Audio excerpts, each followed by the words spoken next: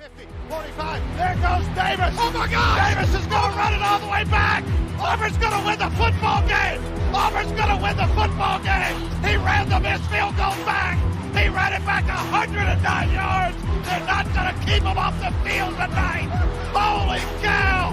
Oh my God! Auburn wins. Auburn has won the Iron Bowl. Auburn has won the Iron Bowl in the most unbelievable fashion you will ever see. Oh, welcome in everyone to a brand new edition of the Dream Wager, episode 437. Today is Wednesday, September 4th, 2024. And Elvis, we have made it. Football is finally here, kid. How the hell you doing? How was your Labor Day? Labor Day was great, Dale. I went to Dorney Park yesterday, so it was fun. Anybody in the East Coast know Dorney Park is a good time. Overall, though, Dale, I'm excited. I'm cheesing. If anybody watching, I'm cheesing right now. The fact that we got live football coming on tomorrow, Dale, is amazing. Yeah, it's amazing. I can't wait. By the way, I was watching Sunday Night Baseball, and then if anyone has DirecTV, they got rid of it. They got rid of They got rid of ESPN. They got rid of Fox, National Geographic, Freeform, ABC Channel 7. Oh, wrap them up. Bro, in the midst of the start of the season, I said, oh, yeah, Verizon's coming tomorrow. They don't know the season starts on Thursday. I got to get to it. But, yeah, it's fucked up. Apparently, they couldn't come to a deal. They put out a statement that DirecTV failed to come to a to pay us. So, it's corporate fucking America. Yeah. It's so, bullshit. So ABC owns all those companies. Yeah. So they said it's a dub. It's a dub. Yeah. So it's unfortunate. And you would think since, we pay for ESPN account, I would be able to watch ESPN on the ESPN app. Nope. What? Yeah. No, it's crazy because it's linked to my DirecTV. It's a bunch of bullshit. I was fuming. Anyway, by the way, I am sorry, but what a game. We finished recording Sunday night and the LSU Tigers were up 14 unanswered points by the Trojans. They wind up winning 27-20, kid. Brian Kelly, he's not officially on the hot seat anymore. That seat is hot. Yeah, Dale. I it's one thing to lose the game, Dale. But 14 unanswered, in the fourth quarter is just unacceptable. I understand USC looked better than I anticipated. I think they look better than you anticipated too. Mm-hmm. But honestly, both defenses look better than I anticipated. But it was a defensive battle. But you gotta give credit to USC just because in the fourth quarter when they needed to score the points and do what they had to do, they was marching down the field. Even that last drive, the last touchdown with 12, 13 seconds left. Whatever time was left, Dale, I was just like this. I was just in shock, honestly. So that seat for Kelly now, Dale, I don't know if it's any coming back. This is his third year with LSU. He is 0-3 in opening day games. I mean, neutral sites. He's 0-2 against Florida State. Now he's 0-1 against USC, which is a good team. Both of them played well. I thought the quarterbacks both played well. Miller Moss, he's fantastic for the kid from USC. He has grit. Even Nussmeier, he was really good, the quarterback for LSU. But Brian Kelly wound up after the game throwing him under the bus. It was just very weird. He's slamming his fist. He said, the other team's quarterback played better than ours. I mean, why would you say that? That's my thing. And he said, our team it doesn't seem like we get up for these type of games. It seems like the vibe in the room isn't there. I'm sorry. Aren't you the head coach? Don't you set the vibe? That's my question. You know what? I think I'm coming down on Brian Kelly just because I really don't like the guy. I don't think he's that good of a coach. So he kind of did Notre Dame dirty. And he just really doesn't even fit LSU, in my opinion. So, he had big shoes to fill now. A lot of character to fill. I know. They need to go get Coach O back. Yeah, character perspective, that wasn't the guy to fit, to fit the shoes. That's all. Yeah, so tough loss for the Tigers, but yeah, they do fall to the Trojans 27-20. Then we had a Monday night game. Oh, man. Bro, I said it after week one. Do not let me bet Florida State, and then I go and lay double digits again at home thinking, you know what, against a Boston College, against a hockey school, they'll win, right? against Bro. Bill O'Brien. I think you owe Bill O'Brien an apology. They came out and whooped their ass 28-13. Still, to be honest, DJ, I'm not going to butcher the last name. Yeah. He's trash. He's garbage. Like, to go from the drop-off that you were last year to the quarterback we see now, it's horrendous. The fact that FSU was still ranked top 10, I understand they didn't do the rankings. The fact that they were ranked 10th to begin with, to me, is a slap in the face to all of us. To anybody that's a college fan. Because FSU is straight fraud still. Like, it's one thing to lose last week to, in Ireland. Okay, I'll give you that. And Georgia Tech's in a respectable program. I'm going to give you the benefit of the doubt. Yeah. But at home, in the United States of America, against Boston College, this was a must-win game.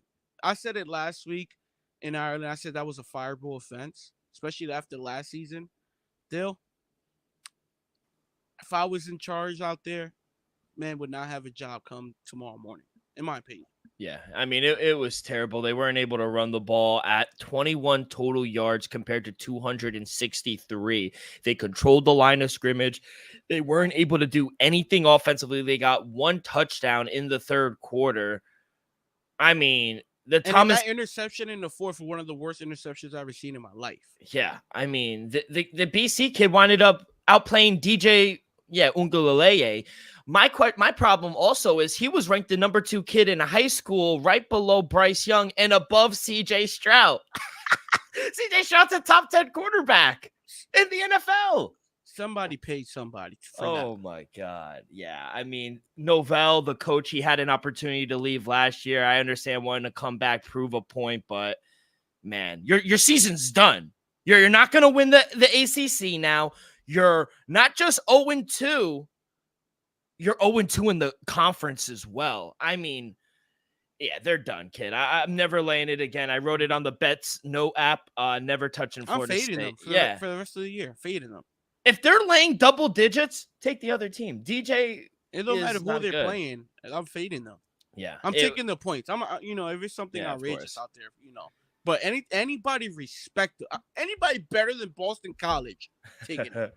Yeah, so very it was awful, but we go on to week 2 now. Some NFL news. Elvis, you were right, kid, right on the nose. That day, Monday, we get a deal done with the Niners. Great news for the Niners. Awful news for the Jets. Offensive tackle Trent Williams, him and the 49ers, they finalized a deal to get the left tackle back into the building. There is a chance he probably will play Monday night. The line moved from 3.5 to 4.5. Damn, Trent Williams is worth a point. He's guaranteed over the next 2 years, $48 million in addition to the 7.6 in his salary. So he has 3 years remaining on his. Get the fuck out, Pete Alonso home run. So he's on his contract. He has 3 years left. $27.65 million in cash. It's the most out of any offensive lineman. First, Brandon Ayuk. Second, Trent Williams. Kid, you called it. Yeah, I said it all along. This one was more of a must. This was a must sign, especially for Trent Williams, the best left tackle in all of football. If he wasn't gonna, you saw the line movement alone. He was a point. When is an offensive lineman a point?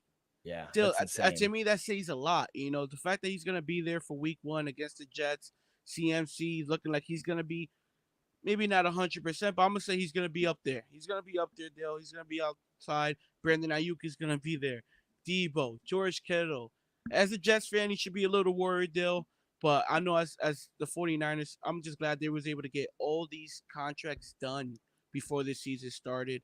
The Jets will be fine, but as a 49ers fan, you got hopes. You got championship contending. You could contend for a title. You could contend for the NFC. The division, fuck the division, but you could definitely one of the best teams in the NFL after these extensions. It's crazy because I think a little over a week ago, before Brandon Ayuk got his deal, 49er fans, they were unhappy. They weren't paying their players. To now having both of them under contract and both probably will play, home opener on Monday night. They also got more good news. You mentioned CMC. He missed most of training camp with that strained calf. He returned to practice on Tuesday. He is a full go. He will most likely play on Monday as well. And not for that, as a 49ers fan, you got to at least appreciate what they've done. You got Trent Williams under contract for the next 3 seasons. Well, 2 seasons after this season. You got CMC under contract for 2 seasons after this. You got Debo for 2 more seasons after this. And then you got Brandon Ayuk on a 4-year deal. So all you need is Brock Purdy. Now you also have possibly another 3-year Super Bowl window. It's insane. Kyle Shanahan got to get it done now. It was these next 3 years. Come on, Sha. Come on, Kyle. Speaking of head coaches and a guy who didn't get paid yet, we talked about last week saying, he came out and said after practice, he's going to play, he's going to practice. He's been at the facility and at practice, but he hasn't suited up. When they asked Zach Taylor, and that's Jamar Chase, they asked Zach Taylor whether he's going to play week 1 against the Patriots. Tone has changed. He goes, quote, "We'll take it day to day. It is up in the air." That +9 hit. Is it concerning that they haven't gotten a deal done yet with Jamar Chase? Yes, just because you have your 2 wide receivers not in the building. I understand Jamar Chase is showing up, but he's not in gear. He's not practicing. T. Higgins, my boy T. Higgins still looking for a contract. If I'm a Cincinnati fan, I'm going to the front office tomorrow. I'm like, we got to get a deal done. The Pats are coming to town in 4 days now? 3 days? I just don't understand. As of right now, the line is going on our favor. It's +8. I told you should have took the +9 early. Yeah. I try to tell you. For the loyal listeners, I hope y'all hopped on it. Because Jamar Chase, if the deal's not done tomorrow, Jamar Chase will not be suited up week 1. T. Higgins will not be suited up week 1. Guess what? That's going to be a unfamiliar offense. Remember, new running back. Joe Mixon's not there. You're confident in your team going up there, huh? I'm confident in +9. I'm not saying we're going to walk out there and Jacoby Brissett is going to outplay Joe Burrow. I'm not saying that. All I'm saying is, without T. Higgins and without Jamar Chase, I think we're live. That's all. Do you think it gets to 7 or no? 8 is like where it will stay, you think? 7.5. Okay, yeah. The hook, respectfully. Yeah. I do still think there'll be a touchdown favorite. But I agree. I think it is concerning that they haven't been able to get a deal done with either of them. Not even like progress. And respectfully, I think Jamar Chase should be simple. He should be between, where AJ Justin Brown. Jefferson is at and Tyreek Hill, between $35-30 million. That's what he's worth. There's no ifs, there's no ands. You got to get this deal done. You're either going to pay the man or you're not. T. Higgins, you probably won't pay the man. If you still haven't signed Jamar Chase, who's a top 3 wide receiver in the league, yet, just trade T. Higgins now. Yeah. You got to trade T. Higgins now and then sign Jamar Chase on a long deal because you got to have to make him a top 3 highest paid wide receiver. And to be honest, you might have to make him the highest paid wide receiver for making me wait this long. That's what I'm saying, because now it just keeps getting more expensive because yesterday's price is not today's price.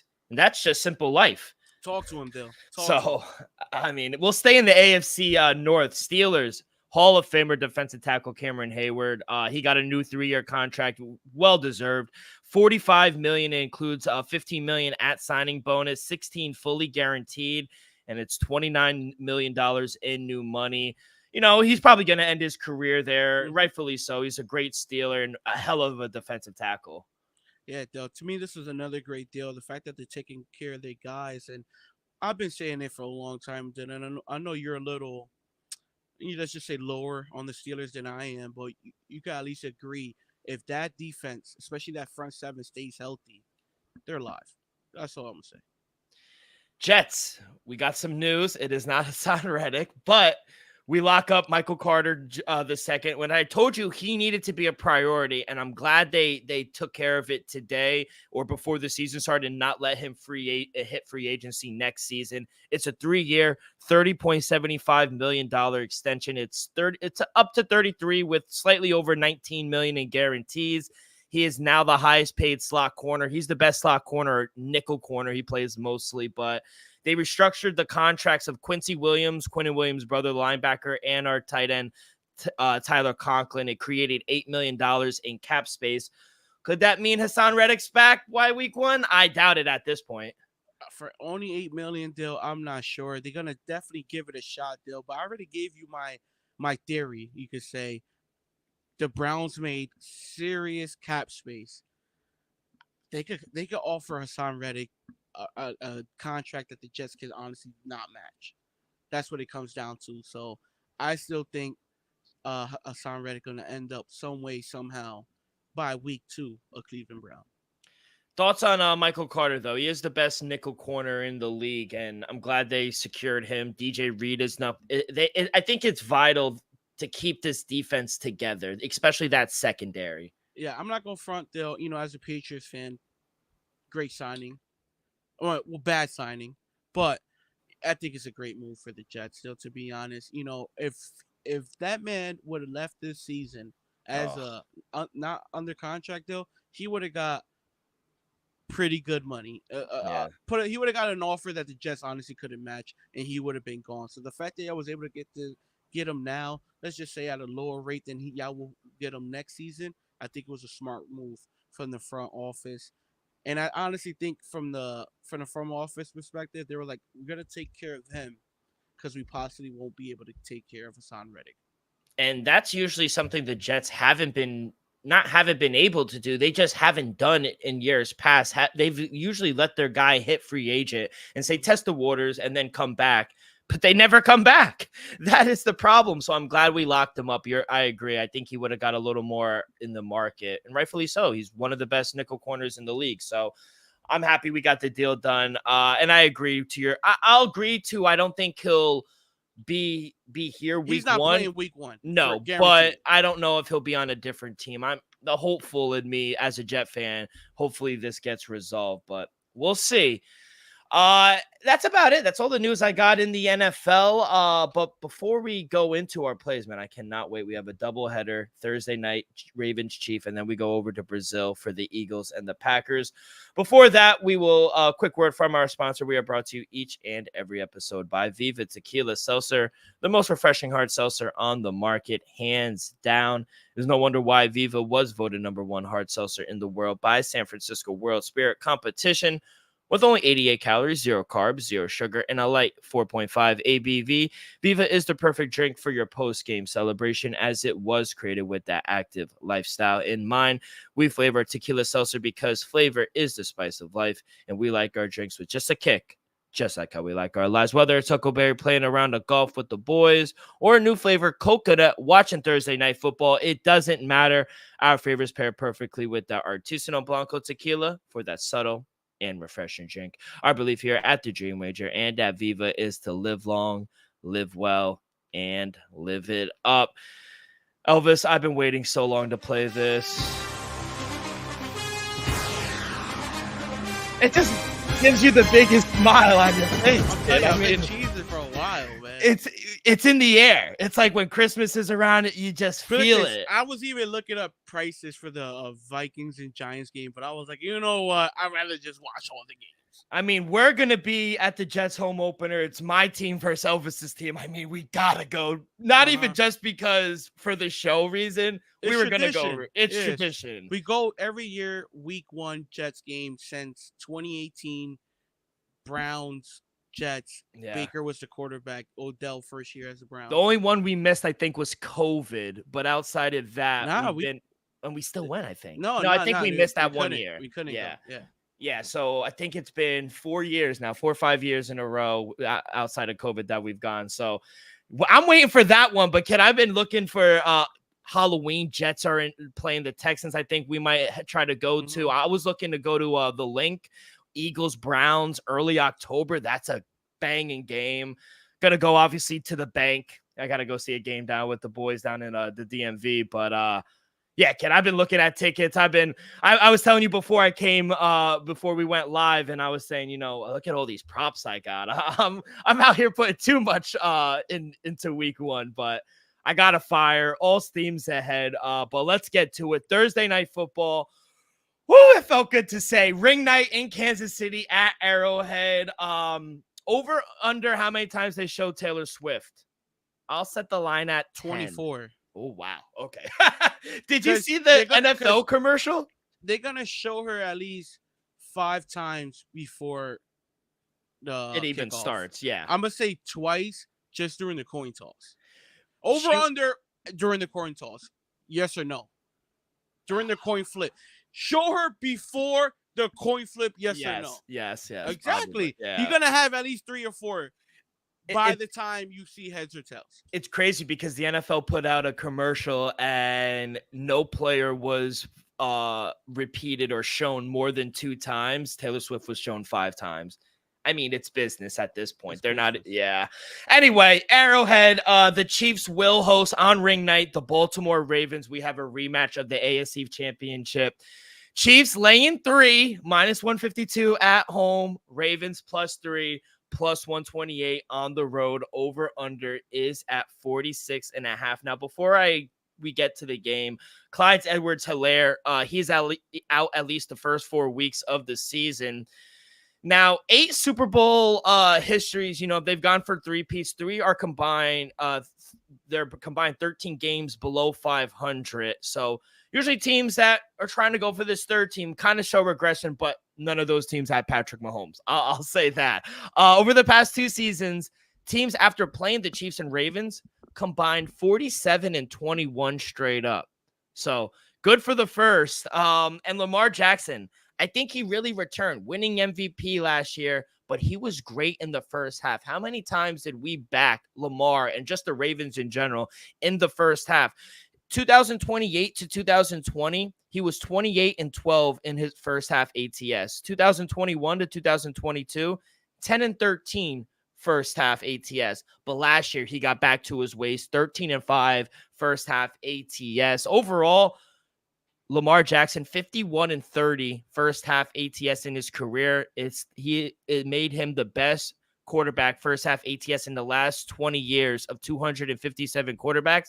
Number 2 on the list, Joe Flacco. Lamar, yeah, he still tends to cover the first half in the season. 13, like I said, 13-6 ATS in the first 4 games of the season. He's 4-1 in week 1 and 8-2 in the first 2 weeks of the season. So, over the last 3 seasons, Lamar, perfect 7-0 ATS as a dog, 15-20 as a favorite, including 7-17 ATS when favored by more than 3 points. All the signs are telling me to take the +3 and the +28, +1.5 on in the first half. Kid, I'm going to take the Ravens. Give me the +3. I think +128. I do think they come out a little flat, the Chiefs.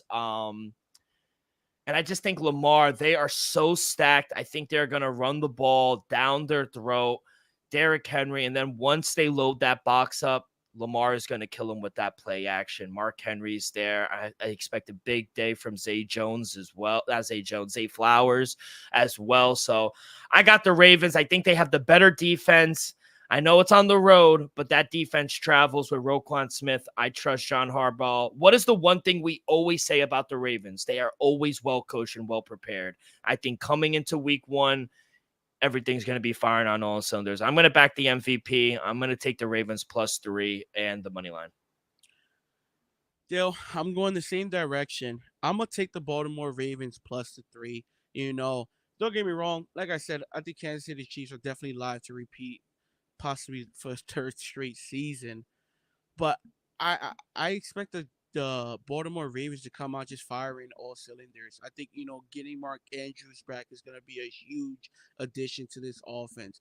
Adding Derrick Henry is just going to be a beast. Another huge addition to this offense. Lamar, he lost, I think 20 something pounds. Yeah. He's going to be lighter. I think he's going to be even more aggressive, not just with his arm, but with his feet as well. That defense still, that I understand they probably lost a couple people, Patrick Queen and whatnot, but I still think that defense is going to be lights out. The Kansas City Chiefs, don't get me wrong, Travis Kelce. I like the pick of Worthy. Pacheco, I think is a great running back. Nothing to be said about Patty Mahomes. Andy Reid is going to dice him up, but I just feel like the Baltimore Ravens is going to come out. They still got a sour taste in their mouth from the AFC Championship game that they lost at home. And I think they're just going to want this first game a little more. They're going to want week 1 a little more than the Kansas City Chiefs. Kansas City Chiefs are going to enjoy their night, get their rings, possibly lose like they did last year against the Detroit Lions. And I expect them to bounce back sometime this season, though. But week one belongs to the Baltimore Ravens. So give me the +3 and give me a sprinkle on the money line +130. Now, my question also is they come out a little lackluster and they're not usually a regular season team. They switch it up during the playoffs when they need to. So I love the under 46.5. I told you I bet that when the lines came out. I love the first half under. I think the first half under, both teams are going to, I think both first, second possessions are going to start really slow. Couple first and 3 and outs from both sides. I think it's going to be a very slow start. I love the first half under. I love the full game under. I see like a 23-20, maybe a 24-19 Baltimore win, but I think it's good. They're going to pound the rock. I think both teams are actually as well. So I like the under. Any thoughts on the total before we get to the player props? I lean the under as well. Honestly, I wanted to touch it though, but I got action on the game. I could stay away from the total. Okay, let's go to I want to start with the Baltimore side because I think we're both high on them. You got Justice Hill, you got Lamar, you got Mark Andrews. I talked about Zay Flowers. Where are we going prop wise with the Ravens? I'm gonna go with Zay Flowers though. I think Yeah. Zay Flowers, you're gonna see him take that next step, possibly become a true number one wide receiver. Instead, they got Bateman back, they got Nelson Aguilar, they got Mark Andrews, Isaiah Likely as a steady backup, and they got Derrick Henry. But I feel like Zay Flowers is gonna take that next step though. I think Lamar Jackson's gonna be a little more in tune, but we saw even last year during his MVP season that he seemed and felt more comfortable in the pocket. And I feel like just another year of just building chemistry with Zay Flowers is you're gonna see it unfold, especially during this season. I think 52 and a half yards is a short number, so Yeah. people get on this number early on because I guarantee by week 6, week 8, you're gonna see him at least 65, 70 plus. Yeah, and right now I see on some certain books it's already at 43.5. So money is coming in on your way. You got a good 53 number. and a half. I got 53. Yeah. What did I say? You said 43? 43. Yeah. I'm sorry. That's the dyslexic I would have in me. put Yeah, units at 43. multiple responsibly, of course, Yeah. responsibly. Let's go to the Chiefs side because that's going to be my first player prop. I'm going to go the one of the goats, Patrick Mahomes. Give me over 16.5 rushing yards. The number is just too low. He's averaging 24.5 yards per game last season on 4.7 attempts. He's cleared this number in 11 of 16 games. He's cleared it 5 of 6 primetime games last season. He's averaging 31 yards while on 5.5 carry per attempt. So he ran when he ran at least 4 times, he cleared this 9 in 9 of 11 games, 15 yards on 6 attempts in the championship game in Baltimore as well. And I guarantee you Baltimore will get some pressure on him. He might not be the fastest, but what has he shown you each and every game? He could use his legs. I think the number is just too low. I sprinkled even a little on 24.5 over 24. That's at plus 190. It's not the best number, but I do like his number over 16.5 at minus 115. And I got one more Chiefs prop, but I'll let you go. Do you have anything on the Chiefs? Yeah, Dale, I'm gonna take Isaiah Pacheco over 14.5 receiving yards. Don't get me wrong. I think he could have a shot to go over his rushing yards, though. But I just feel like, no Marquise Brown. You gotta have a rookie in there, Xavier Worthy. You got Rashee Weiss. I understand they signed Juju Smith-Schuster back, who's been there, caught the ball, touchdown in the Super Bowl. Justin Watson, Sky Moore. We all know Rashee Rice and Travis Kelce is going to be the focal points of this offense, still 100%. But I just have a feeling just for week one, and even the first couple of weeks of the season, while he's getting in rhythm with Xavier Worthy, while Marquise Brown ain't there, he's going to find and look for Isaiah Pacheco, especially in the flat when nothing's open, and I think Isaiah Pacheco is going to be able to take advantages. How hard do we see this man run? So I expect him to get a couple yak yards above his over total. So I think it's definitely worth a sprinkle. Even if you could get plus money at like over 30, I say at least 25 receiving yards. But over 14.5, I just feel like it's a little too low for week one when you got Marquise Brown out and you got him in there with a rookie as well. So I think he would just catch a couple balls in the flat and he might break a couple tackles and go to the house. I love it. I even love his over receptions at 2.5 at -120. You nailed it on the head. You know, the absence of Hollywood Brown coupled tough matchup, obviously, against that secondary with Kyle Hamilton and the Ravens. It's gonna leave the short game and the intermediate game kind of suspicious for the Chiefs. You know, their intermediate short passing concepts to move the ball. Look how many screens that they do. I love that. That's why I'm going over 5.5 catches or receptions for Rashid Rice at -130. You know, he was a staple for this Chiefs team. He was the number one outside of Travis Kelce, obviously, but he's really developed into that number one receiver. He had big games in tougher competition and tougher Cincinnati scenarios in the postseason as well. So I think they should be throwing him a ton of balls. So over 5.5, it's a little chalky at -130, but I think the number is just too low. I think he gets anywhere from 7 to 8 catches. Love the Isaiah Pacheco as well. I like his receptions over 2.5 as well, the 14.5 yards. Anything else? That's all. That's the two props I have. Nah, Dill, that's all. Like I said, I didn't want to force too much. You know, it's just week one. I think 3 plays is enough. The only other prop I honestly would consider, I think anytime touchdown, Derrick Henry at -117. Dill, I think he punches it in. Not for nothing. You know they're gonna get a couple goal line attempts, and who is Derrick Henry not to punch it in? So I think at -117, I think it's solid value. The Chiefs, you know, obviously they're going for the three-peat. You know, they won back-to-back. How have the big question is, you know, how have teams performed after going back-to-back when, you know, they have the same coach and quarterback combination? Because sometimes, you know, they get a big contract somewhere or they wind up leaving to a better destination. The 5 teams that went 52-22 straight up, but just 30 and 46 ATS. 05-06 Patriots, 90-91 49ers, the 1990, 80, 81 Steelers, and 1990s 76, 77 Steelers, and 74, 75 Dolphins. So, you know, for all those teams going for that three-peat, yeah, they're good, 54-22 straight up, but against the number, just 30 and 46. So I would be wary of always just laying the number because it's the Chiefs. So be wise. I will say that. But let's go over to Friday night over on Peacock. 8:20. Yeah, I know, but it's the world we live in, kid. The Eagles, I guess, are the home team technically against the Green Bay Packers. -142 for the Eagles, -2.5 on the spread, +120 for the Packers, +2.5. Over under is at 48.5. Since getting the job in 2019, Matt LaFleur, 53-37 ATS over the 5 seasons. He's the second most profitable coach ATS, just behind what coach? I'm going to say... Remember, from 2019 to now. I'm going to say Andy Reid. No. I'll give you one more. It's in the NFC. NFC. 2019 ATS. Remember that team that just kept covering and covering. Covering. Need a little hint?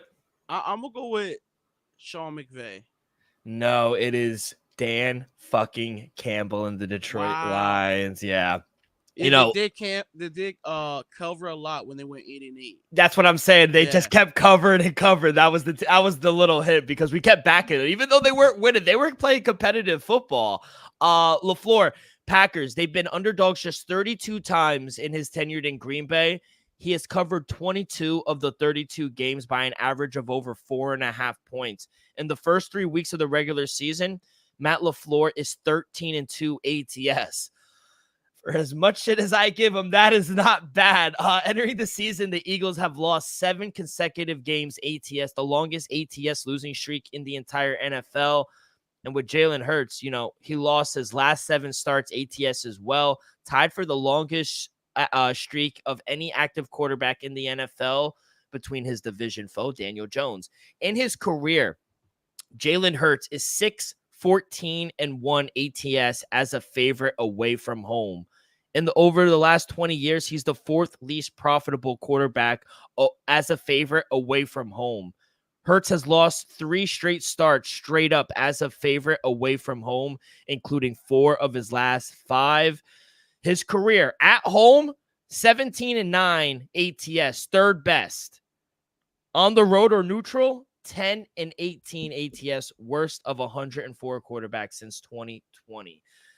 Kid, I can't take the Eagles here. I just can't. All the numbers, I think, coach-wise, I don't like Sirianni. I think he's an okay coach. Matt LaFleur is I want to say top 5, but that might be stretching it. But he's definitely a better coach, I would argue. I'm bought in on Jordan Love.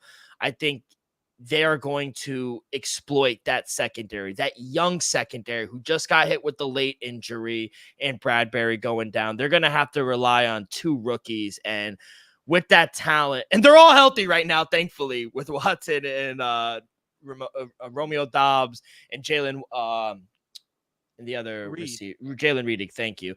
I just think that, the passing game might be too much for the Eagles. I think it's going to be a shootout. I like the over as well. I think both teams are going to be able to put up some points, but I think when they need a stop, I'm going to take the Eagles here, the Packers here. I'll take the +2.5 in my pocket, but I'm just going to take them on the money line, +120. I think they're the better team, kid. I really do right now. Yeah, I can't disagree or deny the numbers, because the numbers don't lie, Dale. So I'm going to throw back, just a few numbers back at you. Past 2 seasons, when the Eagles went to the Super Bowl, they started the season 8-0. No, I think even 10-0.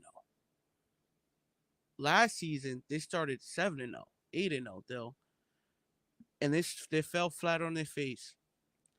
I think the Eagles once again gonna get off to another great start, though. I think this team is destined, and not for that, I think Nick Sirianni coaches that way. I think he honestly gets off to a hard, fresh start, and find success early on, and then during the season when the team starts breaking down, the schedule starts getting a little harder, those injuries start popping up. You see them start collapsing a little bit. But the Eagles these past 2 seasons, they started strong, though, and I think they'll start strong once again. We could have both agreed they improved in each position: secondary, running back, wide receiver. I understand they lost Jason Kelsey to retirement, but they made key signings and additions and draft choices as well. So I love everything the Eagles is doing. I don't need to explain to you how big of a Jordan Love fan I am. I think the Packers are destined to have a great season. I even think they have a shot to win the NFC, though. But come week 1, I just feel like the Eagles are going to be a little more prepared. They're going to want a little more. And not for nothing, though, I feel like they're going to run the fuck out the ball. You got Saquon. You paid him that money. You got Jalen Hurts. We both like his over rushing. We both know that tush push is going to be a threat. My question real quick, and I don't mean to interrupt, but you mentioned Jason Kelsey leaving. Do you think that's going to be a factor in the tush push moving forward now? Absolutely not, though. Just because they was able to draft a stud at the center position right away. And you have the same exact offensive lineman besides Jason Kelsey there. It's still the same offensive lineman. You still got the offensive line coach. So everything is just about the same. He's just switching one player out. Don't get me wrong, Jason Kelsey's a Hall of Famer. No, I was just about to say, it's not just switching anybody, though. That's what I said. Just because most likely a first ballot Hall of Famer at that. But I don't expect a major drop-off on the offensive line, Dill. Don't get me wrong. So I expect Saquon to run the ball well. This Eagles has been a top rushing team for years now. Now that you have one of the biggest threats in the backfield in Saquon Barkley, I expect them to even run the ball a little better. You got Devontae Smith, you got AJ Brown on the outside. You even got Dallas Goedert back fully healthy as well. So I just feel like week 1, we seen it back-to-back seasons, them get off to a huge hot start, and I think we see it for 3 straight seasons. Give credit to Nick Sirianni for doing that, and give Jalen Hurts as well. They'll give me the Eagles on the money line, -120. I called it early. As of right now, -135, but I did my plays, like I said, a couple of my plays early on. I did catch the Eagles -120. Not for nothing, for the people listening live and going to listen in a day or two, I'll lay the 2.5 with the Eagles. Yeah, I was just gonna say, would you lay it, and like, what Yeah. would you go up to? Because right now I see at certain spots it's at -142, so it is getting up there in Yeah. I price. I wouldn't pay more than -1. Realistically, 140. Honestly, no. I respect the Packers. I wouldn't pay more than 130. But I'll lay the 2.5 though. I think the Eagles, this is definitely their game to lose. If they were at the link, I would love this bet even more. Yeah. But at a neutral site, both loyal fan base. I don't know which fan base is gonna show up more. I'm gonna just say it's gonna be a zoo, and I expect the Eagles just to march on. So give me the Eagles, the better. And not for nine, though, better front seven wise. I think the Eagles gonna rush Jordan Love. I think Jordan Love is gonna be great under the blitz and under pressure. But that front seven, though, healthy as it could be right now, they're gonna apply pressure week one. Yeah, good offensive line in Green Bay. I think it's going to be a really good game. Now, as for the total, it's interesting because it's sitting at 48.5. Now, contrary to the first game where I like the first half under, I love the first half over in this game, 23.5. Like I said, I think it's going to be a shootout early on. I think they'll go back-to-back drives with touchdowns. I think both offenses are electric. Yeah, defenses are good, but secondaries are questionable for both teams. Fronts are pretty good. Secondaries, besides Alexandra for Green Bay, we saw how the Phillies secondary looked, especially the back half of the season. Yeah, we don't know if those issues are addressed. Yeah, I understand they got a new DC now and everything, but I got to see it to believe it. And we know Jordan Love in that offense, they can march down. They can march down. So I'll lean the over. I'm not gonna take it officially, Dill, but I could honestly see like a 27-28 game. Or like a 28-24 game. Definitely over 48.5. Now let's go to the player prop. We'll start with the Eagles because you are taking them. You are higher on them in this game than the Packers. We'll get to them in a sec. Now you got some guys, obviously, Devontae Smith. You have Saquon, Jalen Hurts. Who are you going to attack for the Eagles side? Yo, I expect AJ Brown to get a lot of attention tomorrow. I think Alexander is going to guard him one-on-one, and I think they're going to battle. Definitely going to be a battle between those two. That's why I think I'm going to focus on Devontae Smith. That's going to be my prop deal. The man averaged just a shy under 63 yards a game last season. With that matchup tomorrow, Friday night, with AJ Brown and Alexander, I think Devontae Smith will have more opportunities. So I'm gonna go with his over 59.5. I think this number is short for this matchup, just because I think AJ Brown's gonna just, like I said, they're gonna battle. And I feel like Devontae Smith is just going to win his matchup a little more often than AJ, and he's going to find himself open in that secondary more often than AJ. So I think 59.5 for just this matchup alone is just too short. I expect Devontae Smith to possibly have a huge game.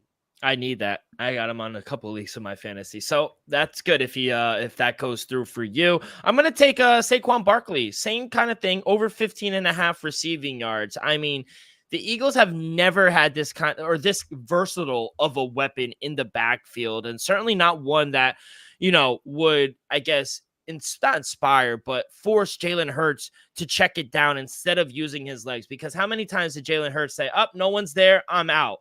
Now he doesn't really have to do that with Saquon. I feel like if they don't design some screens or some plays for Saquon out of the backfield, it's a fireable offense. They need to use Saquon in the way he's meant for, especially him.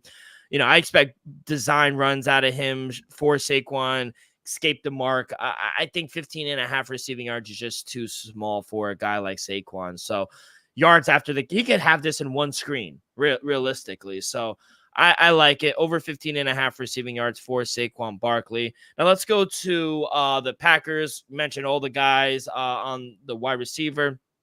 Now they also bring in Josh Jacobs as well. How are you playing the Packers side for props? Dale, to be honest, I feel like all the Packers wide receiver were a little disrespected with their totals. So I'm tempted to go on a few over Dale, but I'm gonna go with a guy I honestly think will possibly get it with just one catch, one reception. Give me Christian Watson over 38.5 receiving yards still. I think he gets this with one catch. We know he's going to get at least a couple deep balls, and maybe knowing Matt LaFleur, he might do it the first play of the game, and Christian Watson might possibly get it nice and early. So I think 38.5 is just too short, just because he's gonna be a threat to get the long ball. We know how weak that secondary is still. So I think Christian Watson at 30.5 is one of my favorite plays. It dropped down to 37.5. I love it even more. Romeo Dobbs live at over 38.5 as well. Like I said, they're liable to go over this mark with just one catch. They're gonna throw the ball deep a couple times, and like I said, who I think is gonna be the number one receiver, Jalen Reed, over 42.5. This number is just too short. Though think about it. I think Jordan Love over under passing yards is 256. You got Watson, Reed. That's what combined what 80, and then Dobbs on top. That's what 128, 120 something. Something like that. Come on now, Dale. I feel like those numbers combined are too low. Definitely taking Christian Watson over. I'm tempted to take all three over, Dale. Yeah, nothing for me on the Packers side, even though I need Christian Watson. I have him in one of my leagues to go off, so I do like your plays here for this game. So hopefully we get good games Thursday, Friday, and then we're locked and loaded. We got Saturday all day college football, and then Sunday sit in the front of the TV for 12, 13 hours. I cannot wait. Before we get out of here, we got some baseball plays as well. I was at the stadium yesterday on Monday night. Kid, we beat your Red Sox. I'll say this: Steph Curry was there. Cool to see after that nice payday. He was up there in a luxury box, let's just say that. He was with Melo. I think everyone was just going to the US Open, but yeah, it was nice to see them in the stadium. Vibes are high. I'll say this. Going to the ballpark in September when you're out of the playoff race compared to when you're fighting for a playoff spot is two different things. The energy was high, kid, but yeah, I loved it. Good game there. We got, I think, a 10 or 11 game slate here on Wednesday as well. Not much I liked. I only had 2 plays. I'll let you go first, but what do you like here for Wednesday? Yeah. Started off early. 307 start in Toronto. Philadelphia Phillies taking on Toronto Blue Jays. Over under sitting at 8.5. You got Christopher Sanchez on the mound for the Philadelphia Phillies. You got Bowen Francis on the mound for Toronto. Dill, give me the Philadelphia Phillies on the money line minus 125. Dill, don't get me wrong, Toronto. I say they've been playing better as late, but I think Philly, like I said, come September they start playing that real aggressive baseball there, and I think we're gonna see him come, start getting into that playoff form, start ready to make that championship push though, because I think they're live. So give me Philadelphia Phillies on the money line minus 125. I love it. I like Bowden Francis, though. I do think he's like a very profitable pitcher, especially with the strikeouts. I do like Bowden Francis, but yeah, short number with the Phillies. I do like that. I'm gonna go back to the Mets game. I do like. I don't know if I like the Mets. I'll say that just because Tyler McGill is just god fucking awful. Yeah. Tanner Houck he's good. I like the over. That's my official play, over 8. I mean, the total went over today. Should have went over yesterday, but the Mets bullpen actually was pretty good, surprisingly enough. But yeah, 2 top 5 offenses. Mets top 10, but Red Sox still top 5 offense. And with the way the Mets bullpen is going, we know the pitching has struggled. For the Red Sox. I think we're going to see a high game. Total ended with 9 today. So yeah, over 8. I think that's a little too low that for my first play. And then my last play, I'm going to go over to Milwaukee. Colin Ray taking on Sonny Gray and the Cardinals. Give me the dog of the day. A little short home puppy, plus 105, but I think the wrong team is favored, kid. Mm-hmm. Brewers are the much better team. Sonny Gray, yes, household name, but you want to fade Sonny Gray on the road. He has not looked good in his last 7-8 starts at home either. So gives up the long ball a little too much. Milwaukee is just a tank right now. You really don't want to fade Milwaukee. They're at the top of their division for a reason. 7-3 in their last 10. They're going into October with a really hot team. I got to take them. Short price. I think they deserve to be the favorite. So short dogs, give me Milwaukee Brewers. Yeah, Dale, same real quick. Give me the Brewers plus 105. Don't get me wrong, we both respect the shit out of Sonny Gray, but Milwaukee's just been a powerhouse over the last, 2 weeks, month or say. And then my boy Colin Ray, I understand Sonny Gray was dominant early on, but Colin Ray's been having a great season, 12-4, 370 ERA. The kid's a stud. And Milwaukee Brewers has honestly been one of the hottest teams in the MLB.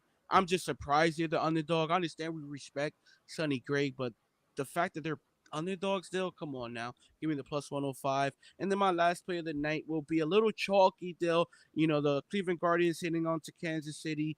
You got Ben Lively pitching for the Guardians. You got Seth Lugo for the Guardians. For the Kansas City Royals. Over under sitting at 8.5.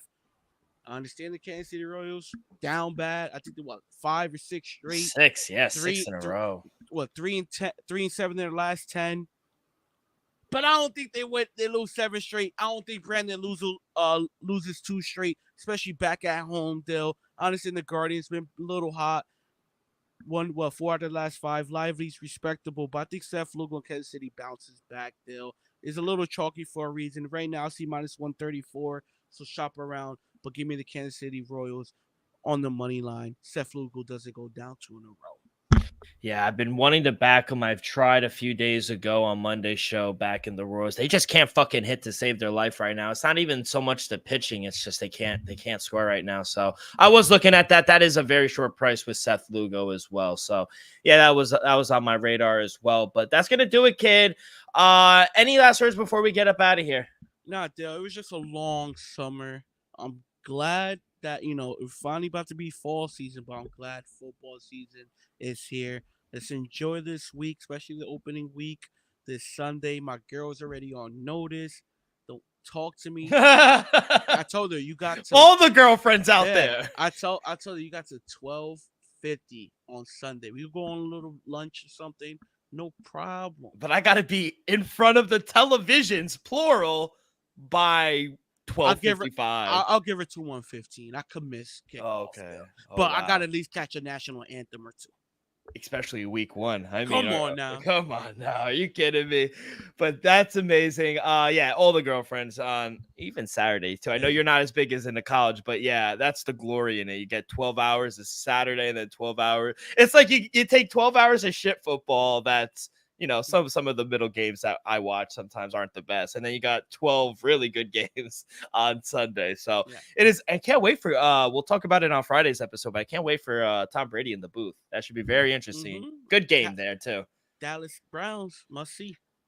Everyone, good luck. God bless. And we will see you guys on Friday. Peace.